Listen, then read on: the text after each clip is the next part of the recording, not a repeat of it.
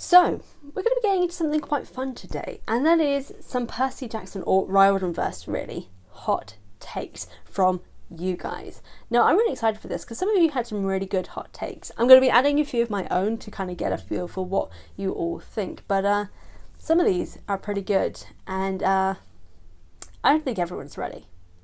Let's get into it.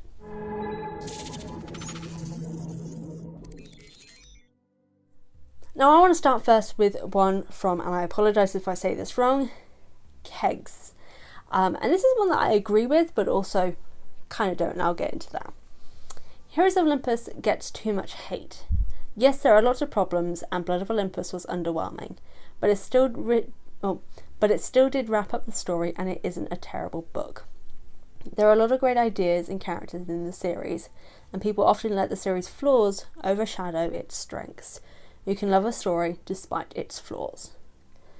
That I do agree with. You can love a story despite its flaws, which is like my whole personal love story with the Percy Jackson series. There are a lot of flaws in this series, but it's still enjoyable overall, and I still love the books. Heroes of Olympus, I do agree with. There are a lot of flaws, but there are a lot of strengths. Like, there are interesting characters. There are interesting developments and complexities with these characters. The only thing that I don't fully agree with is that I don't think it gets too much hate. I think it gets a good level of criticism. Because this is the thing, people often conflate hate with criticism. Criticising a series isn't a bad thing to do. If you're just saying like, oh, Lost Hero, for example, Lost Hero is just crap, that's hate. And I've definitely seen some people saying that. People who do that don't agree with. But the level of criticism that Heroes of Olympus gets, I do think is justified. Maybe not to the level or extent of how much it gets. Like, sometimes people need to tone it down because it is in a sense a easy series to not insult but criticize, because there are a lot of things wrong with it. But it is an enjoyable series. It is just quite long, and there are a lot of flaws with it. But I do agree that sometimes there is a bit too much criticism that goes towards that series. So that I do agree with. And it does have a lot of great ideas. I just don't always agree with the execution of them. I know I definitely contribute to the Heroes of Olympus criticism, so maybe I should tone it down a little bit.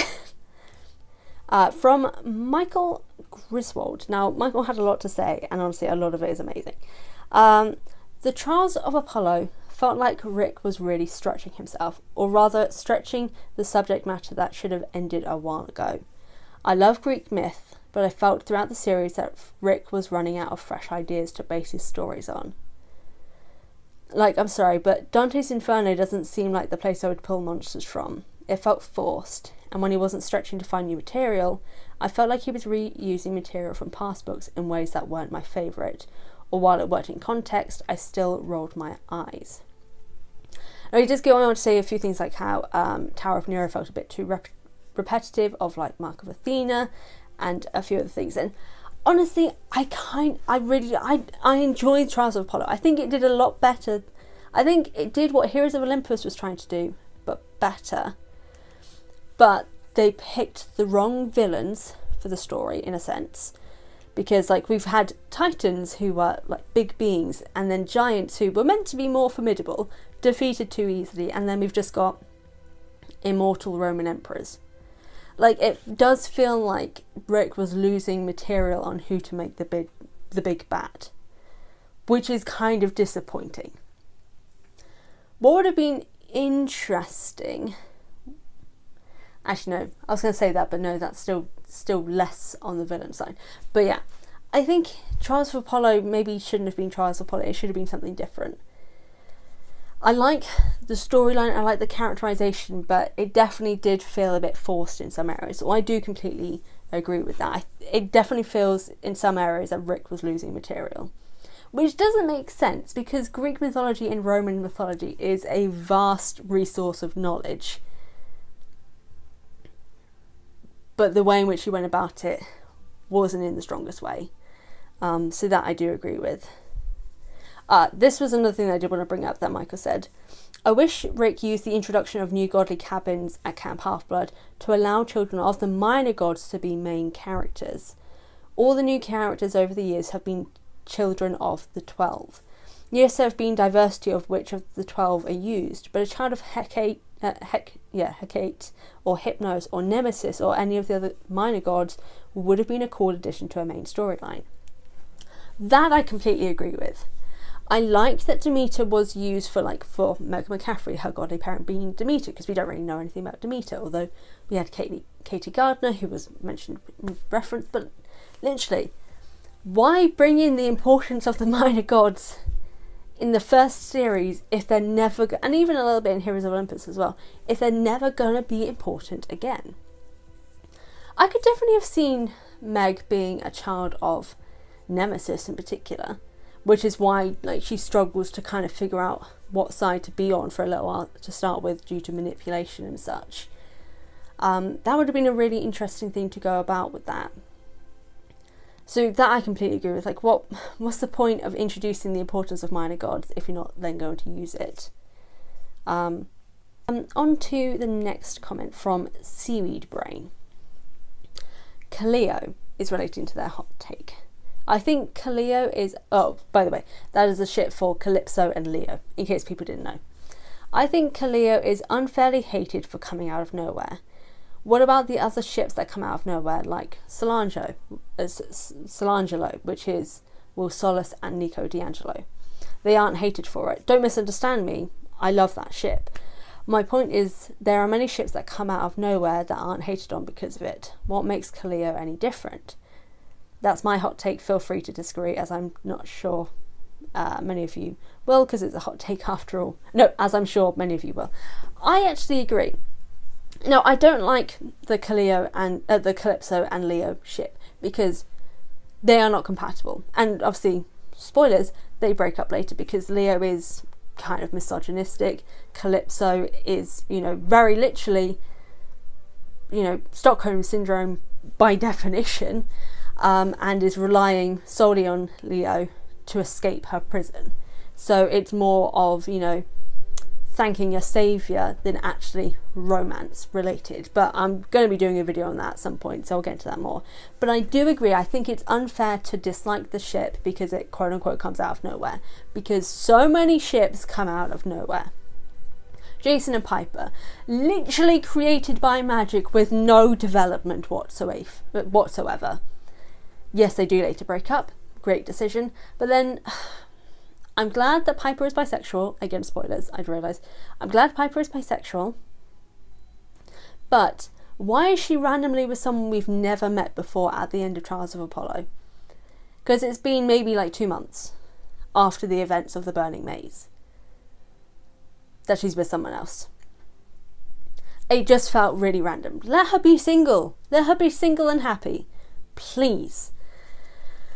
But yeah, there's a lot of things, and admittedly I have my issues with the Will Solis and Nico D'Angelo relationship also, because where was the development for that? But yeah, if people are disliking it because it wasn't developed well, they should be disliking a lot of ships. From that PJO guy, check out their channel, by the way. I'll put a link to it in the comments or description box because their channel is great. Live action over animation for the Percy Jackson TV show. This is coming from a guy who watches a lot of anime. Yes, so many people are still complaining to this day that the show is not going to be an animated TV series. I love animation. It's a fantastic and beautiful art form. But for the TV show and for the first initial introduction, I don't think it works as well. I don't think the concept of the series works as well for an animation. Heroes of Olympus, though, should be animated because it's taking place in a shorter period of time, so it's more difficult to have multiple series and keep everyone the same age. But Percy Jackson and the Olympians just makes more sense as live action. From Tia Hammond as the next one. This is probably a common hot take, but I think Solangelo is extremely overrated. If you plucked any other character and replaced him with Nico while keeping the same relationship dynamic, I'm fairly sure no one would be interested. I kind of get that. I know there's more of the relationship here. more to do with that. And I'm mainly going to focus on that one because I think that's the thing. There's really no development of their relationship until the later books. It does just feel like it's out of nowhere. They just take a randomly established character that's not really established. We've had maybe their name dropped 4 or 5 times in total. One of those being 6 books previous to Nico and him interacting. Like there's no build up to it. It's just a very really randomly placed relationship, which I definitely think if anyone was gonna, Nico technically could have been placed with any other male character who we've vaguely had an introduction to, and either people would be invested in it at the same level as Solangelo, or it would kind of like not be too fast. I think basically anyone Nico was going to be paired up with, people would have shipped it, even if it made no sense, because people just want Nico to be happy, which is fair, but also make it make sense. Another one from Tia. Blood of Olympus isn't as bad as everyone says. In the overall context of Heroes of Olympus and the series' overall quality, it doesn't deserve much hate as it gets. Climax is underwhelming, and the character work for the 7 is even worse than the rest, but I felt that stuff with Raina and Nico was some of the best stuff we got out of Heroes of Olympus, and that's basically kind of what made that book good. I can agree, but considering we didn't have enough development for Raina and Nico until that book, they suddenly become important in that book. It just feels like a waste of a narrative. Like, we've been building a relationship with these 7, and then you take away from their story to give half of the book to Raina and Nico, characters who, while being important, are side characters up until that book. It's a very weird and random direction to take, and I think really the only reason why Rick did it is because he saw how popular Raina and Nico were with the fandom, and that's why he gave them more in that book. That's really the only reason why I think that happened. For the last one from Blackpink Now, and yes, Blackpink fan, nice, fellow K-pop stan, I appreciate you. I think Frank and Hazel should not be together. I get that Hazel was mentally 91, but the age gap is still weird. A 13-year-old girl dating a 16-year-old boy. Also, I don't really think their relationship adds anything to the story, and I don't like that every character needs to be dating someone. This is nothing against the characters themselves, though, because I do like Hazel and Frank. This I kind of agree with. I would have loved to actually have a guy and a girl just be friends, like him being like a protective, brotherly figure. I like the relationship because they're kind of more healthy than some of the others. Jason Piper, Calypso Leo, you know. But like you said, not everyone needed to be a couple. They were clearly very good as being friends as well. Just let guys and girls be friends. Well, let heterosexual guys and girls be friends, because I'm friends with guys, but I'm a lesbian, so it doesn't really count. But yeah, that is a hot take. So I know I said I was going to add some on my own, but kind of did in response to some of these. But yeah, I don't know, there is a lot of hot takes that you can have for like Percy Jackson and the Orion universe, and honestly, most of them are pretty valid and I can get behind. But I would love to know you guys who are watching's own hot takes for the series, so let me know in the comment section down below, and also let me know your ranking for the series as well, as to what you would rank in order of your favourites, because I'm intrigued and I would love to know.